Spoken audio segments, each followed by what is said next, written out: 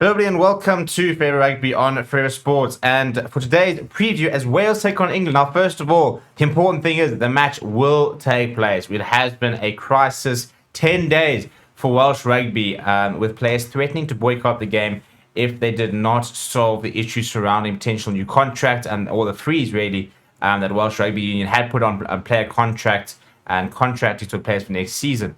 However, thanks to an emergency meeting which was held yesterday, that has all been sorted, at least in the short-term thing, for example, and a couple of immediate sort of changes are they've changed the 60 cap rule for Wales down to 25 caps in terms of how many caps you have to play before you can play overseas and still be eligible for Welsh selection. Contracts will be started to sign from next week. So unions, the regions, as well as Wales Rugby Union will be able to start contracting players. And sort of commitment to try and sort of get that long sort of term deal sorted. So the good news is we will have rugby. It will be in Cardiff. Will the roof be closed? Will the roof be open? That's always kind of the big sort of question. But we will have rugby this weekend, and that is the main thing. And two pretty, I wouldn't say predictable, pretty predictable sides. Lots of continuity both in the Welsh and in the English selections. And a big match for England, for example, if they want to make sure that they can keep their sort of Six Nations hopes alive, they're going to have to go out and they're going to have to get the job done against Wales. After sitting up against Scotland, they're sort of now sitting in third place. They are 4 points behind Ireland and Scotland. Ireland taking on Italy. You kind of expect them to win that game. Scotland versus France is going to be quite a big game this weekend. It's an opportunity for sort of England to try and sort of get themselves, sort of put the cat amongst the pigeons, really. For Wales, they're currently sitting at the bottom of the log.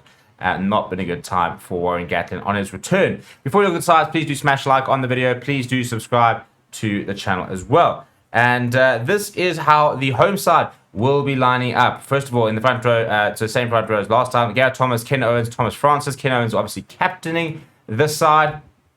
And in the second row, Adam Beard, Adam Jones. Adam Jones coming in to start at number 5, and he sort of adds to that ever impressive tally. He is always often a go-to player for Warren Gatland, so no too many surprises there. Crush Junza does continue in at the side. He'll get a consecutive start for the first time in his career. He is next to Justin Tipuric and Talapa Faletau. It's a very exciting new show. I think that's going to be something worth watching. I do think that's very interesting that they really backed Crush Junza, but I think that Justin Tipuric, Talapa Faletau, they're meaning sort of the big guns in that sort of back row. Thomas Williams next to Owen Williams. That's a very interesting call. They have gone with, backing Owen Williams, who's very new in the international scene. This will just be his 5th game for Wales. So, not somebody who's played a lot of international rugby, but and has peaked quite late. He's 30 years old. So he's got plenty of experience, but not often in the Welsh shirt. But a big boost for the Welsh is the return of Louis Rees-Zammit. He comes in that 11 jersey. Josh Adams in the 14. Lee Halfpenny as well will touch wood round to the field and hopefully get through at least about 60, 70 minutes. He has had so many injury issues in the last couple of years, which was really, really frustrating because I really enjoy him. Now, Mason Grady is on debut. A debut there for Mason Grady in the number 13 jersey next to Joe Hawkins, who has played just 3 games for Wales. So an incredibly inexperienced centre pairing, but very much a centre pairing for the future being tried over there. Off the bench, Bradley Arts, Reece Kerr, Dylan Lewis in the front row. You then got Daft Jenkins, Tommy Reffel, sort of covering the rest of the scrum.